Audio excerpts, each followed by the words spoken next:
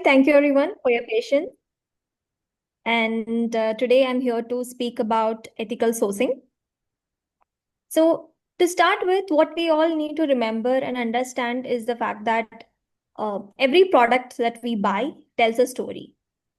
And then what we need to make sure is that the story isn't written with exploitation, environmental damage, or injustice.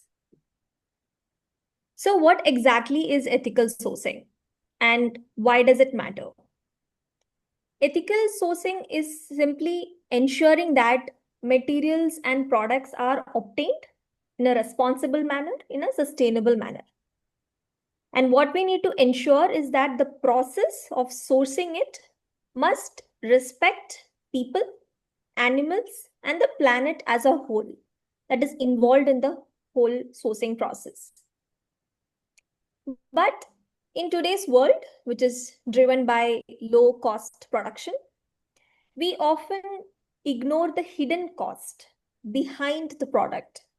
There is child labor, there is unsafe working conditions, there is environmental destruction. And that's something we don't see or we don't remember when we make those choices during our consumption. What we need to remember are the key pillars of ethical sourcing. It is built on fair wages, safe working conditions, environmental sustainability, of course, animal welfare, and making sure there is transparency across the entire supply chain. Fast fashion, for example, has made several headlines about sweatshops, harmful dyes polluting rivers, and these are real life exploitation examples of the consequence of unethical sourcing. Now, many brands claim to be eco or ethical. We call it greenwashing.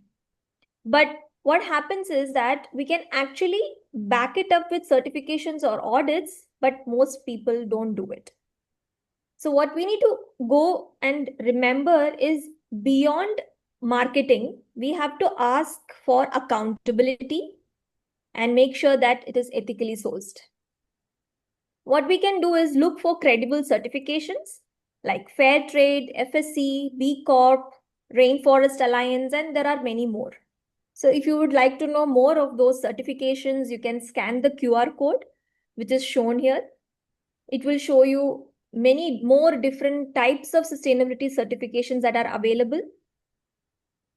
And what I would also like to share are some statistics. If you see, 73% of global consumers are ready to change their consumption habits.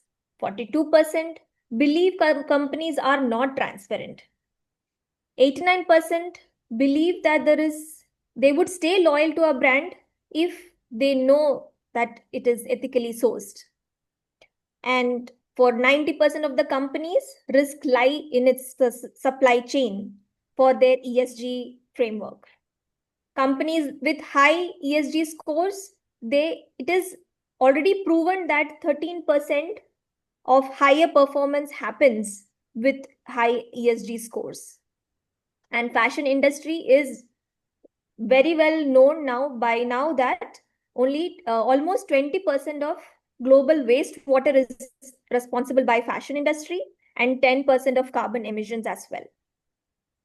So what I would like to share by bringing into your notice of these statistics is the fact that we have all the data justifying the problems caused by unethical sourcing, but the actions towards an ethical sourcing are still lacking.